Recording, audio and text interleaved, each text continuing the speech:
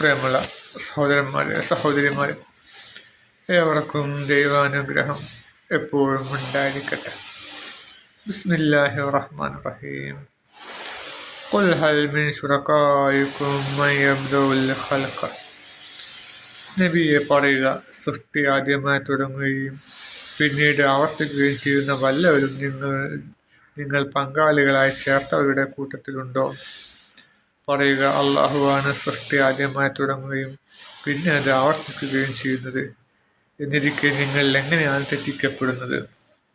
അപ്പോൾ സൃഷ്ടി ആരംഭിക്കുകയും അതിനെ തുടർത്തിക്കൊണ്ടുപോകുന്നതും അള്ളാഹുവാണ്.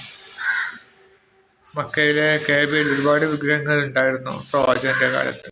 അതൊക്കെ അവരുടെ കാര്യസാധ്യത്തിന് വേണ്ടിയും ഒരു സ്വാർത്ഥ മോഹനങ്ങൾ നിമിത്തവും ശപിക്കപ്പെട്ട ഇബ്ലീസിന്റെ പ്രേരണയിലൊക്കെയാണ് ഓരോ വിഗ്രഹങ്ങൾ അവർ കൊണ്ടുപോയി വെച്ചത്. കാരണം അവർ ഖുറൈശികൾ പല ഭാഗത്തേക്കും കച്ചവടത്തിന് പോകുന്നവരാണ്. പല നാടുകളിൽ പല വിഗ്രഹങ്ങളാണ് അവർ സ്ഥാപിച്ചത്. അപ്പോൾ ഒരിക്കലും പിന്നെ അബൂലഹബിനൊക്കെയാന്ന് തോന്നുന്നു എന്തോ അസുഖം വന്നപ്പോൾ പിന്നെ ഇങ്ങനെ ഷാമിലെ സിറിയയിലൊക്കെ എത്തിയപ്പോൾ വലിയ അസുഖം വയറുവേദന വന്നപ്പോൾ അതേ ചികിത്സിക്കാൻ വേണ്ടി പോയപ്പോൾ അവിടെയുള്ള ആൾക്കാർ പറഞ്ഞു, ചികിത്സിക്കേണ്ട എന്നെ വിഗ്രഹത്തിൻ്റെ അടുത്ത് പോയി പ്രാർത്ഥിച്ചാൽ മതി എന്ന് പറഞ്ഞു. അങ്ങനെ അതിൻ്റെ അടുത്ത് വെച്ച് പ്രാർത്ഥിച്ചപ്പോൾ ശപിക്കപ്പെട്ട ഇബ്ലീസ് എന്ത് ചെയ്തു? ആ രോഗം മാറ്റി കൊടുത്തു. ചില രോഗങ്ങൾ ഇബ്ലീസിൻ്റെ കൂട്ടാളികൾക്ക് ഉണ്ടാക്കാൻ കഴിയും. കാരണം മനുഷ്യൻ രക്തം സഞ്ചരിക്കുന്നിടത്തെല്ലാം ഈ ശപിക്കപ്പെട്ട ഇബ്ലീസ് സഞ്ചരിക്കും, ഇബ്ലീസിൻ്റെ കൂട്ടാളികൾ. അപ്പോൾ അവരെന്ത് ചെയ്യും? വേദന ഉണ്ടാക്കാനും കഴിയും. ഇപ്പോൾ രക്തം സഞ്ചരിക്കുന്ന എടുത്തു കൂടെ പോവുകയാണെങ്കിൽ അവർക്ക് ആ രക്തത്തെ നിയന്ത്രിക്കാനും രക്തത്തിൽ മാലിന്യം കയറ്റാനൊക്കെ കഴിയും കുറച്ച് കാല സമയത്ത്. അപ്പോൾ വേദന ഉണ്ടാവും നമുക്ക്. അപ്പോൾ നമ്മൾ ശപിക്കപ്പെട്ട ഈ ഇബ്ലീസിൻ്റെ വിഗ്രഹങ്ങൾ വിളിച്ച് പ്രാർത്ഥിക്കുമ്പോൾ എന്ത് ചെയ്യും? ആ ശപിക്കപ്പെട്ട ഇബ്ലീസിൻ്റെ കൂട്ടാളികൾ നമ്മുടെ ശരീരത്തിന് വിട്ടുമാറുകയും നമ്മുടെ രോഗം ഭേദമാവുകയും ചെയ്യും. അപ്പോൾ നമ്മളെന്ത് വിചാരിക്കും? ആ വിഗ്രഹത്തിന് മുമ്പിൽ പ്രാർത്ഥിച്ചതാണെന്ന് കരുതി നമ്മൾ അതിൽ വിശ്വാസം ദൃഢമാവുകയും ചെയ്യും.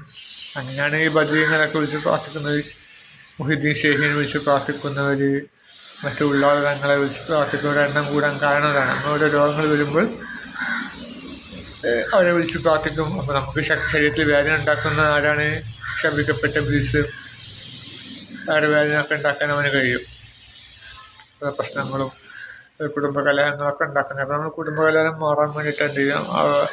ഈ ഇടനിലക്കാരെ വിളിച്ച് പ്രാർത്ഥിക്കും, തങ്ങളെയും ഔലിയാക്കളെ വിളിച്ച് പ്രാർത്ഥിക്കും. അപ്പോൾ ഉടനടി എന്ത് ചെയ്യും? ശപിക്കപ്പെട്ട ഇബ്ലീസ് അവൻ്റെ അന്യായികൾക്ക് ഓർഡർ കൊടുക്കും വേഗം ആ വീട്ടിൽ നിന്ന് പോരാൻ. അപ്പം പ്രശ്നങ്ങൾ നിൽക്കും. അപ്പം എന്തായി പ്രശ്നങ്ങൾ നിന്നാലും വേണ്ടില്ല, ഇവരെ ഈ ജനങ്ങൾ ആരായി? ഈ ഔലിയാക്കളുടെ അടിമകളായി മാറി. പിന്നെ ഔലിയാക്കൾക്ക് നേർച്ചയും വഴിപാടും ഒക്കെ ആയിട്ട് നടക്കും. അപ്പോൾ ദൈവത്തിനുള്ള ശ്രദ്ധ മനുഷ്യന് വിട്ടുപോകും. അതാണ് അവൻ്റെ ആവശ്യം. അങ്ങനെയായി അള്ളാഹുവിനെ വിളിച്ച് പ്രാർത്ഥിച്ചു കഴിഞ്ഞാൽ അവനിൽ നിന്നുള്ള ഊർജ്ജം, അള്ളാഹുവിൽ നിന്നുള്ള ഊർജ്ജം ആ മനുഷ്യനിലേക്ക് പ്രവർത്തിക്കും. പിന്നെ അവന് ഭൂമിയിൽ ഒരാളെയും പേടിക്കില്ല. അങ്ങനെയുള്ള ധീരന്മാരായ ആൾ ഭൂമിയിൽ ഉണ്ടെങ്കിൽ ഭൂമിയിൽ പല വിപ്ലവങ്ങളും സൃഷ്ടിക്കാൻ കഴിയും. അത് ഇബ്ലീസിന് പേടിയാണ്. ശപിക്കപ്പെട്ട ഇബ്ലീസ് അവനറിയാം കാര്യങ്ങളൊക്കെ. അപ്പം അതുകൊണ്ട് അവനെന്ത് ഒരിക്കലും രുചിമാനസനായിക്കൊണ്ട് അള്ളാഹുലേക്ക് തിരിയാൻ സമ്മതിക്കില്ല. ഇപ്പോഴും അവനെന്ത് ചെയ്യും? അവിടെ ഒന്നും രണ്ടും കക്ഷികൾ ഉണ്ടാക്കിയെടുക്കും. എങ്ങനെ അള്ളാഹുവിനെ പ്രാർത്ഥിക്കുന്നതിന് പകരം മറ്റ് ദേവീദേവന്മാരെ, തങ്ങളെ, ബദരീങ്ങളെ, മുഹിദ്ദീൻ ഷെയ്ഖിനെ ഇവരൊക്കെ വിളിച്ച് പ്രാർത്ഥിക്കാൻ തോന്നിപ്പിച്ചു കൊടുക്കും. CMനെ. അപ്പോൾ ഇങ്ങനെയൊക്കെ പല ആൾക്കാരെ വിളിച്ച് പ്രാർത്ഥിക്കും. അപ്പം നമ്മൾ ഏകാഗ്രത മാറിപ്പോകും.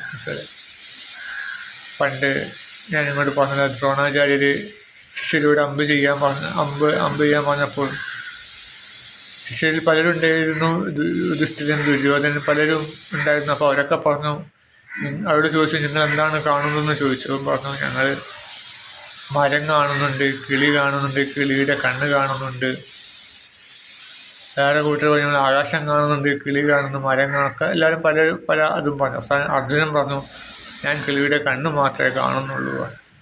അപ്പോൾ ദ്രോണാചാര്യൻ പറഞ്ഞു, എന്നെങ്കിൽ അമ്പ് ചെയ്തോളൂ പറഞ്ഞു.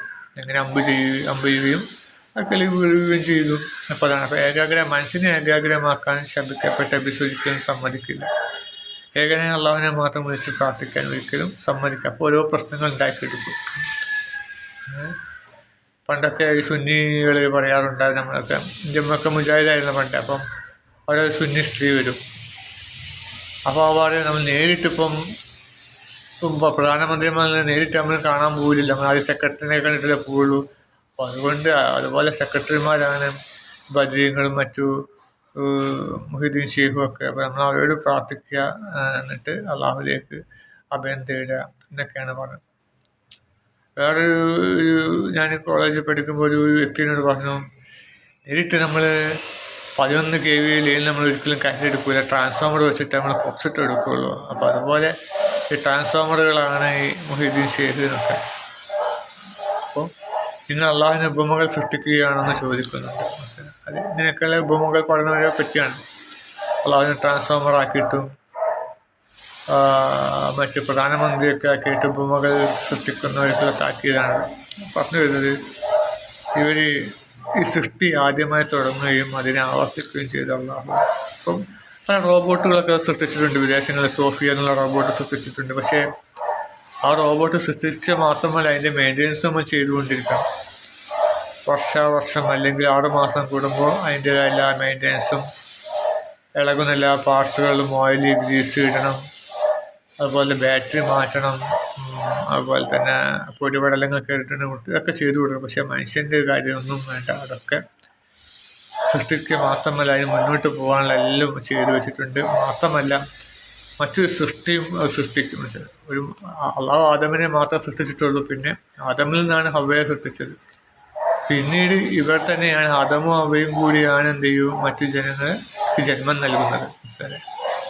അതിന് വേറൊരു സൃഷ്ടി ആവശ്യമില്ല. പക്ഷേ നമ്മളിപ്പോൾ സോഫിയ എന്ന റോബോട്ട് സൃഷ്ടിച്ചു കഴിഞ്ഞാൽ പിന്നെ മറ്റൊരു റോബോട്ടിനെ വീണ്ടും നമ്മൾ സൃഷ്ടിക്കണം. പോരാത്ത ആ സോഫിയ റോബോട്ട് എന്ന ആ റോബോട്ടിനെ തന്നെ കാലങ്ങളോളം പരിചരിക്കും വേണം. വലിയ ആയുസ്സും ഉണ്ടാവില്ല. 5 വർഷം 10 വർഷമൊക്കെ ആയുസ് ഉണ്ടാവുകയുള്ളൂ. ആയുസിന് വലിയൊരു എമൗണ്ട് പോകും. അതിൻ്റെ ഓരോ വർഷത്തെ മെയിൻ്റെനൻസിന് വേണ്ടി നല്ലൊരു എമൗണ്ട് വേണ്ടി വരികയും ചെയ്യും. അത് മാത്രമേ ചിലപ്പോൾ അതിൻ്റെ ഡാറ്റകൾക്ക് അതിലേക്ക് കൊടുക്കുന്ന ഇൻപുട്ടുകൾ ചെറിയ മാറ്റം വന്നു കഴിഞ്ഞാൽ ആളെ കൊല്ലുകയും ചെയ്യും. അങ്ങനെ റോബോട്ടിൻ്റെ കയ്യിൽ പെട്ട് ഒരു വ്യക്തി മരണപ്പെട്ട സംഭവമൊക്കെ ഉണ്ടാവും. നല്ല പല വ്യക്തികളും മരണപ്പെട്ടു പോയിട്ടുണ്ട്. കാരണം അതിലേക്ക് കൊടുത്ത ഡാറ്റകൾ തമ്മിലുള്ള വ്യത്യാസം മൂലം. ഇപ്പം 1+1=2 എന്ന് ഒരു കാൽക്കുലേറ്റർ ഫീഡ് ചെയ്ത് വെക്കുമ്പോഴാണ് അതിൽ 2 എന്ന് കാണിക്കുന്നത്.